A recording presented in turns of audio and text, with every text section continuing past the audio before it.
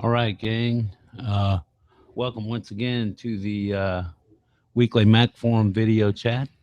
This is August 21st edition of 2016. I want to welcome everyone to the show this evening. Particularly, I want to welcome our newest member, Escrespo2, to the forum.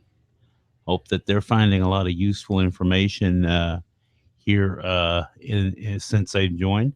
And let's get right on into some things.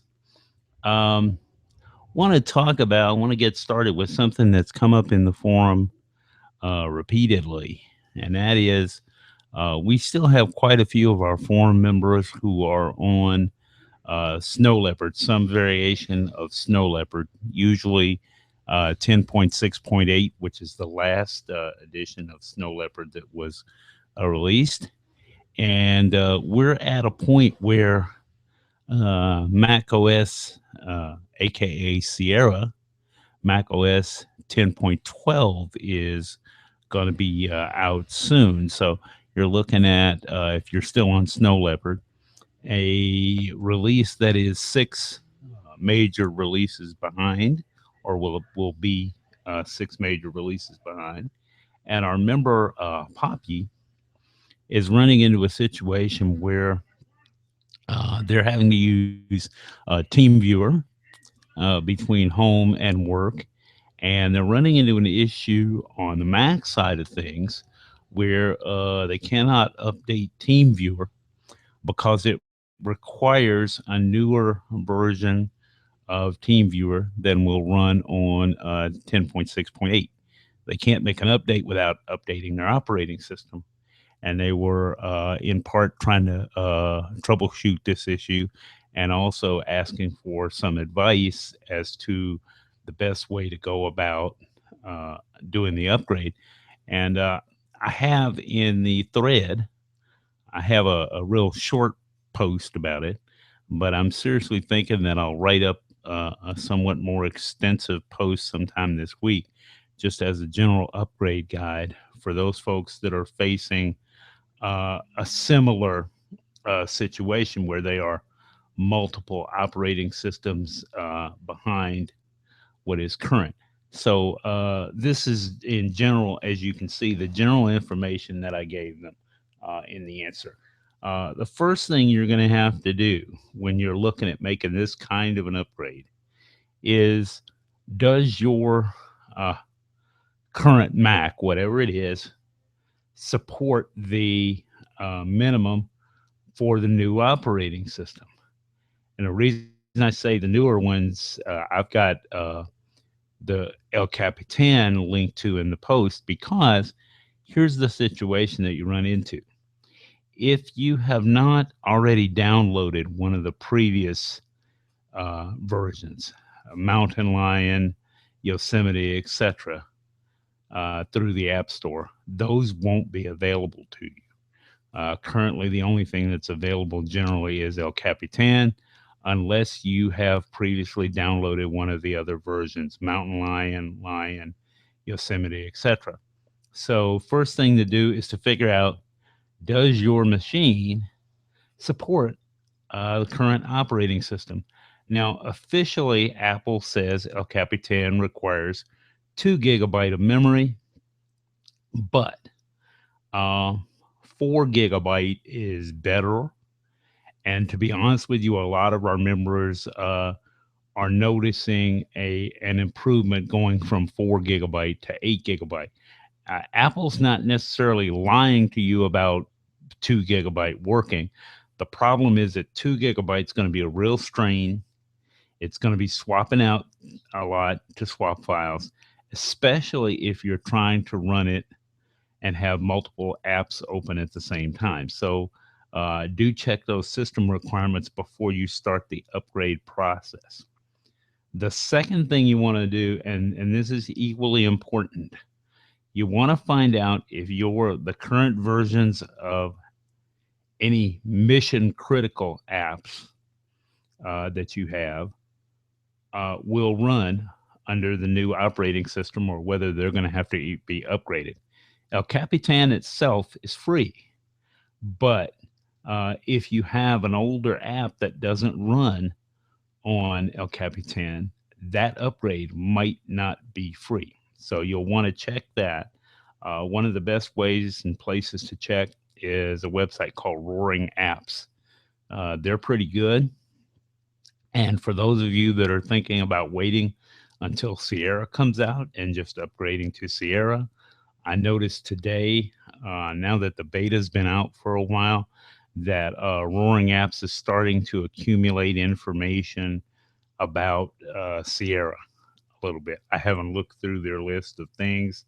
I'm running the beta, but I haven't really commented about it, and I'm not going to until they get basically to official release. Because, as you know, if you've dealt with any kind of beta testing at all, the with each iteration of the beta, there's always something that's broken or whatever that will work fine when the final release comes around. And so that's the second step, is making sure that those applications that are mission critical to you are available for the OS that you want to run. And I have an interesting definition of mission critical. Uh, I I don't just include applications that you need for work. Okay. Obviously, if you're using your Mac for work or business purposes, you have some applications that you need for your work that are mission critical. But I also include in there, let's just say, for those folks that are retired or not having to worry about work requirements, I include in mission critical apps applications that you use all the time and would, um, if you didn't have access to that app, would it significantly impact how much you enjoy using your machine? So, if, for example, you're using photos to share photos with people, or you're using them to, collect memorable photos of your grandkids, your kids, et cetera, et cetera, et cetera, you'll want to know that whatever program you're using is going to run on whatever the new operating system is that you're going to be moving to. And then the third thing um, that I would suggest you do is not only to back up your data, okay? Before you do anything else, once you've decided I'm going to go forward with the upgrade process, back up your data. Now, it's not that I'm expecting the upgrade to wreck your data, but that to me is just an appropriate cautionary tale, so to speak. I've done OS upgrades numerous times without doing a backup, without a problem, but I must tell you that it's not exactly the best of practice. And I currently have a time machine backup running. I'm going to strongly suggest to you, the reason I have a time machine backup of the data is I've also got a clone of El Capitan. So if necessary, I could go back to El Capitan without an issue. I'm going to suggest to you that when you're backing things up, especially if you're skipping several operating systems, like you would be skipping from, say, Snow Leopard to El Capitan, I'm going to suggest that you make a bootable backup instead of just a time machine backup, because with a bootable backup on some type of external device, you could easily go back to Snow Leopard if you needed to with relative ease. But if you create a bootable installer disk and go that route, that's a little more work. It's not difficult, but it makes going backwards a little more difficult if you decide that you want to go back to Snow Leopard and all you've got is your time machine backups.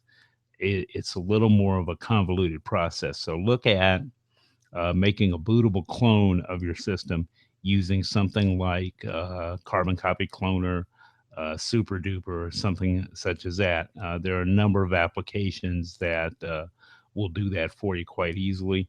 And those two seem to be the one that the majority of our forum members are using at the moment. I've used both with pretty good success.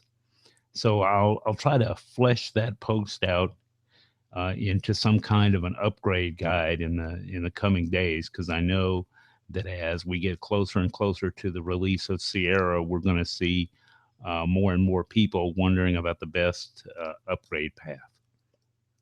All right.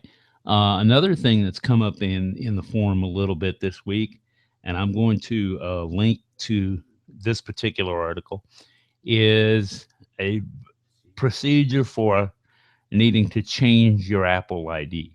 And I found on Apple's website their recommendations for how to go about doing that.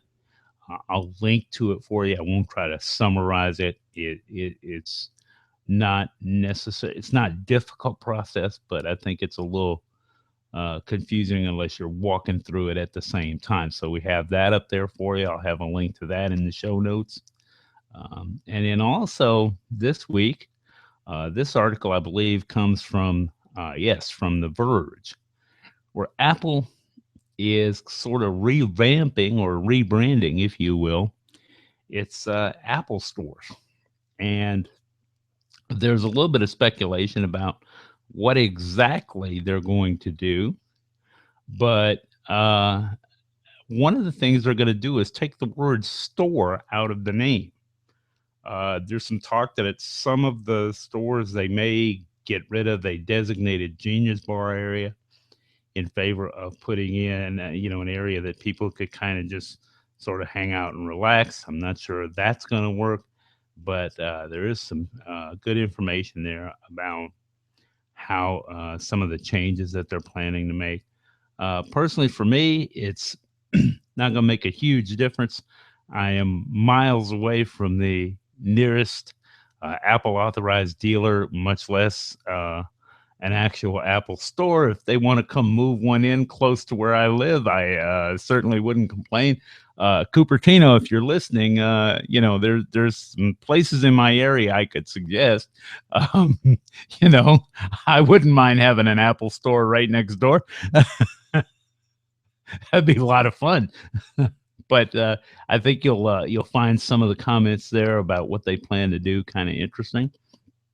Um, Another thing that I ran into from The Verge this week, the Apple Store was a little bit of fun thing, and yeah, they are doing that. But here's something else that I ran into from The Verge, and that is a story about Apple and Google and a couple of other tech giants joining a strike force to crack down on robocalls. The U.S. Federal Communications Commission has had something to do with gathering together this strike force because if you've experienced these kinds of robocalls before, you know how annoying they can be, and they seem to have become more prevalent in recent years. A few years ago, a quote unquote do not call list was started, and that was supposed to cut back on these kinds of calls. It hasn't worked quite as well as it was hoped that it would. I know I still get some of these calls occasionally, and they're quite annoying. You pick up the phone thinking it's something important, and it turns out to be that it's junk. Um, and so the FCC has asked some of the other tech giants, Apple, the parent company for Google, I believe AT&T is also involved, to come up with some ideas for blocking these types of calls. And I'm going to be watching this kind of carefully to see what happens. One of the types of calls that seems to be becoming more prevalent. I know I've gotten several of these in the last couple of months.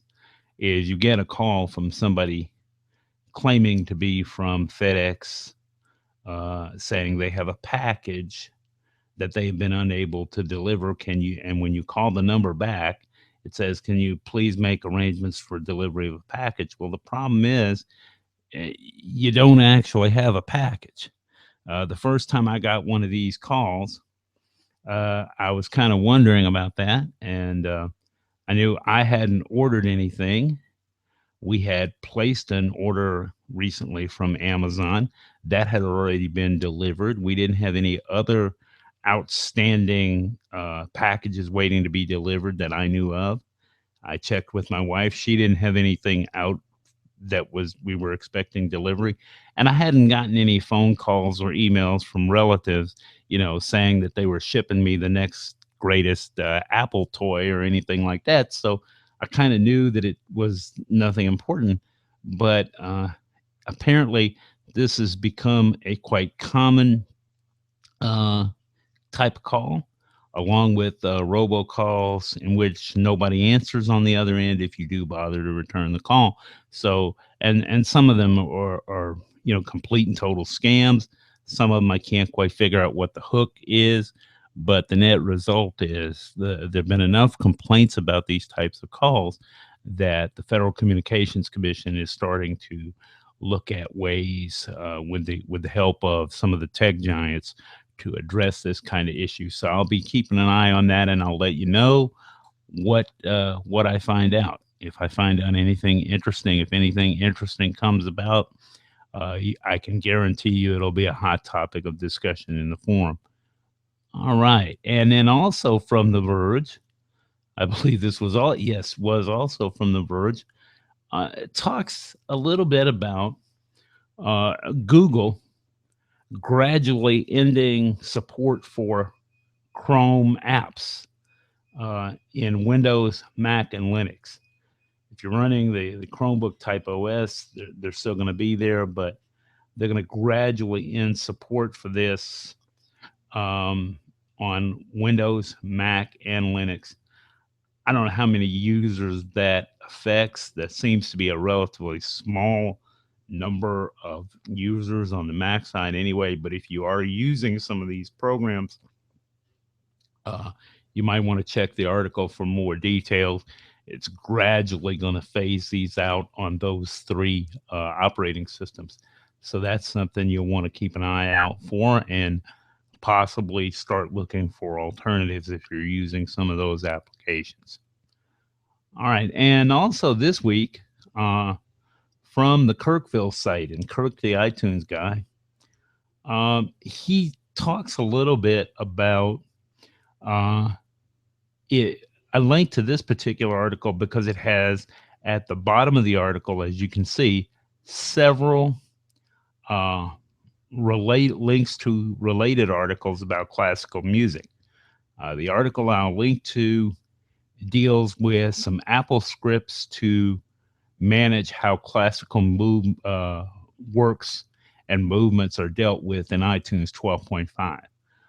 One of the things that they've done in iTunes 12.5 is to try to address some of the complaints that classical music aficionados have had about the way the naming of classical music and the sorting of classical music is handled within iTunes. I don't have a lot of classical music in the library, so I haven't really tested that aspect of iTunes 12.5 since the beta came out. But Kirk has some ideas on that. I'll link to that because he has some other interesting links in the bottom of the page. And then also, I want to point you in the direction of one of his recent iTunes Guide columns for Macworld, where he talks about being able to select multiple playlists at once, which you can't really do in iTunes without the assistance of some Apple scripts from Doug's Apple scripts. If you, from the Doug's Apple scripts website, if you are an iTunes user and you've not found Doug's Apple scripts yet, uh, check them out. They have a ton of useful scripts and little mini apps there to help with various aspects of iTunes. Yeah, a lot of really good information. And Kirk talks about in this column about a script that will allow you to select multiple iTunes playlists. And one of the things I think that it does is to um, make it so that you can combine these playlists into one folder a little more easily. Um, I've been saying for a while I'd like to see a major rewrite of iTunes. I'm not sure what a better philosophy is, but I think the larger your collection gets, the more frustrated you may become with iTunes, especially if you're trying to use iTunes to manage uh, multiple, if you've got multiple types of media, video clips, songs, iTunes radio, all of these things going on at once. I personally have not found something I like better. Okay. I'm not saying iTunes is a complete and total piece of junk, just that it needs to be a little more. It's time for an overwrite and rebuild almost from the ground up kind of thing. Uh, and it's, I mean, that's kind of interesting to say coming from somebody who, as a general rule, has liked iTunes for most of the time um, that it's been out. It's just that when it goes berserk, it really goes berserk. And I don't quite know what the fix is to make it a little more manageable, but I do know that there's got to be a way to do it. I'm not a programming genius, but there's got to be a way to address some of the issues that have now begun to really annoy people with the current incarnations of, particularly the more recent incarnations of iTunes. Um, and then, that's going to just about do it for most of the articles I wanted to run through this week. I do want to point out, first of all, the reminder, it'll probably be tomorrow before I get the show notes out. Don't worry about that. We'll have the links there. And I'll try to have that upgrade summary for you sometime later in the week. There's a couple of little bits and pieces of information that I want to think about before I write the full thing. One, because I want to write it in such a way that it'll still be applicable um, when Mac OS 10.12 comes out, when Sierra comes out, and possibly in going forward as well beyond that. I think you can write it in a general enough way that it'll give people an idea. So keep an eye out for that. I'll post it in the as a post in the forum when I get it done, and I'll also stick a link to it in the show notes for this episode, so you'll be able to find it easily, and hopefully you'll find some useful information there. And so that's going to take care of a lot of the things that I wanted to talk about this week. I know it's show's a little bit shorter than usual, but that's okay. We'll squeeze in some more stuff next week. And I may, if there's interest, stick in the script for a couple of things that I did for iTunes. I'm sure there's something comparable on the Doug's Apple Script site. I have something that I use quite often in iTunes when I'm looking or listening to rather audiobooks. I've got a script that skips forward 30 seconds at a time, skips backwards 30 seconds at a time. It um, it will handle either scripts or music, basically whatever is playing at the moment. And then I've got one that you may or may not be interested in. Is very simple. I'm sure there's some others out there that are a little better coded, but I've got one that one of the things I like about it is if I hit a song that I just can't remember who's doing it. Um, iTunes pops those the song information up in the notifications window now if you let it do that. But I find that sometimes, particularly on some monitors, I have trouble reading that, and it doesn't stay up there very long. So I have a script that when I hit a particular hotkey, it announces to me the album and artist and song title information so that I can know what it's playing. Usually I know without having to resort to that, but as some of you know, if you got a fairly extensive collection and you don't play, there's some parts of my collection I haven't played in a while, so it's like, okay, whose version of that song is that, or what's the name of it? What's the actual name of that song? And I can do that without having to resort to using Shazam or anything like that. It of course assumes that the tracks have been tagged properly. So if a song's not tagged, doesn't have the album and the artist information, it's not going to be a lot of help. But if you keep up with your tagging, or your tagging is pretty accurate, then you'll be okay there.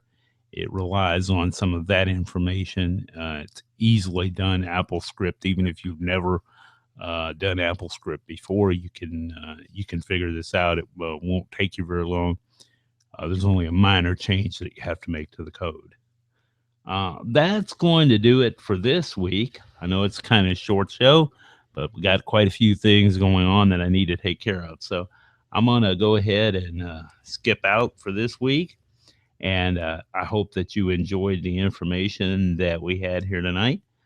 Next week, we'll be back with a little closer to the regular format with more tips and tricks. In the meantime, I want to thank you for joining. This is your host, Sly Dude. I will see you in the forum during the week. And if you've got a comment about the show, post it in the show thread. Right along in there with the show notes. And if you've got a suggestion for something you'd like to see us talk about in a future episode, stick that in there as well. And until next week, this has been your host, Sly Dude. Thank you for joining me. I'll see you in the forum.